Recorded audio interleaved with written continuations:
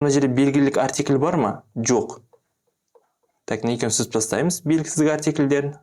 Енді в-ды қарасақ, letters, хаттардың деген мағынаны білдіреді. He has received, ол досынан хаттардың қабылдап алды деп айта алмаймыз ғой. Хаттарды, демек, А нұсқасы бізде дұрыс жауап болып табылады. Кеттік. 10-шы сұрақ. The doctor said to his patient not to sit up late. Демек, мына сөйлемді біздер, бұл direct speech деп аталады, яғни төл сөз. Автордың, кешіріңіздер, бұл бізде reported speech екен, төлеу сөз. Енді осы төлеу сөзді біздер төл сөзге айналдыруымыз керек, яғни автордың сөзі қалай айтты. Доктор айтты дейді, тым кешке дейін қалып кетуге болмайды дейді. Не болмаса, sit up late дегеніміз тым кешке дейін отыру жұмыста әсіресе. Олай болса, said to his patient not to sit up. Енді not to sit up дегенді біздер өзгерту үшін осы reported speech'тен direct speech'ке. Онда don't бол керек. Not to емес, уже don't бол өзгереді. Сонда қайсы көреміз? Don't және don't. Don't do sit up late деп айта алмайсыздар. Уже мына жерде екінші do артық. Бізде don't sit up late, said the doctor. Нұсқасы бізде дұрыс жауап болып табылады. Так, 11-ші сұрақ. I stopped my book and went to bed. Тағы да бізде бұл герунди тақырыбына байланысты. Герунди инфинитив. Жалпы stop дегеннен кейін бізде әлбетте герунди келу керек. I stopped reading my book and went to bed. 12-ші сұрақ. When she had known me for a year, қараңыздар, past perfect жағы. Демек, бір сөйлем past perfect болса, онда екінші сөйлем қарапайым past simple болу керек. She invited me to tea. Көріңіздер, мынау бізде past simple. Д нұсқасы past perfect. Керек емес. Invites present simple, has invited present perfect жағы. Естеріңізде болсын, егер сөйлемнің біреусі past perfect болса, онда екіншісі past simple болуы тиіс.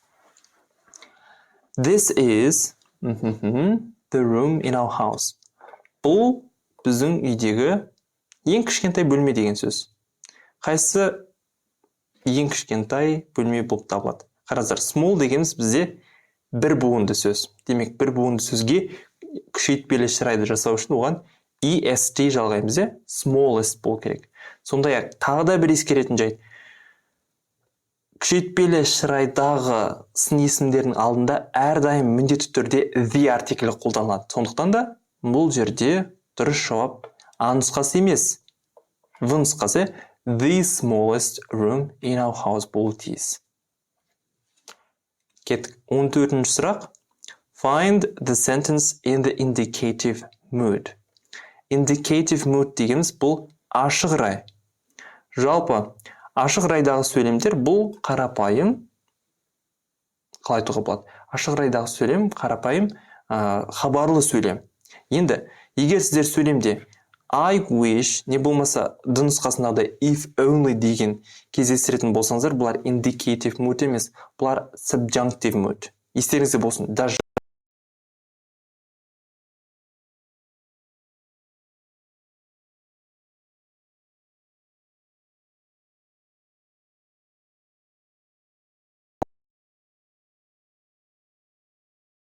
indicative moodтың не екенін білмесеңіздер де.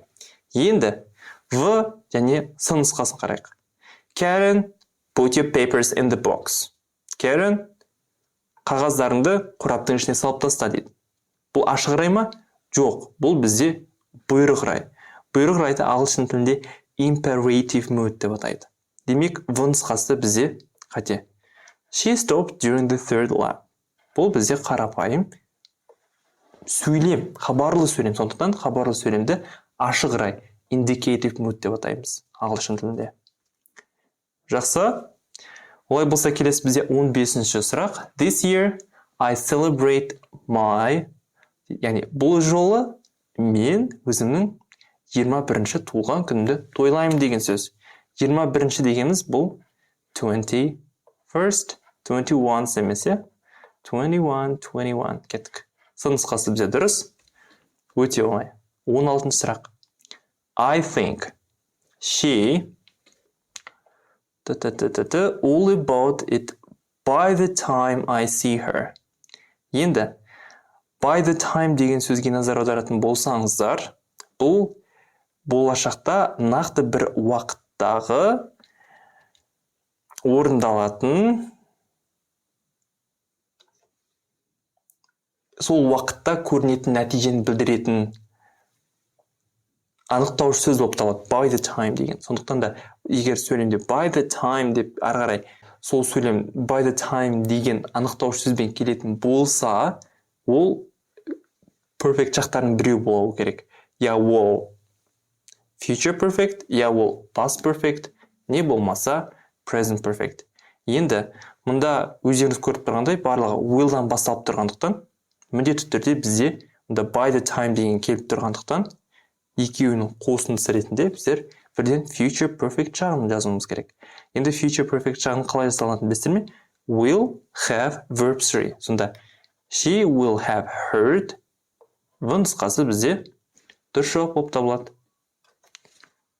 Кеттік. 17 сұрақ. Most days the shop at 10 p.m. Көптеген күндері дүкен дейді сағат 10-да жабылады дейді. Енді